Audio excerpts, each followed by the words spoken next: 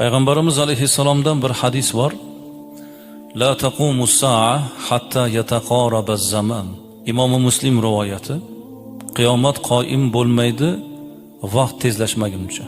Ya'ni zamon tezlashmaguncha qiyomat bo'lmaydi. Bir yil bir oydek, bir oy bir haftadek, bir hafta bir kundek, bir kun bir soatdek o'tadi deb Rasululloh marhamat qilyaptilar.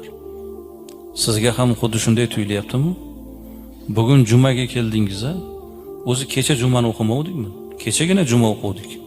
Go'yoki shiddat bilan vaqt o'tib ketayotgandek tuyulyapti. To'g'rimi? Go'yoki vaqtda unum yo'q, baraka yo'q deb tuyulyapti. Aslida vaqt o'zgargani yo'q, azizlar. Vaqtni bebaraka qiladigan, barakali qiladigan bandaning o'zi bu. 24 soat 1440 daqiqa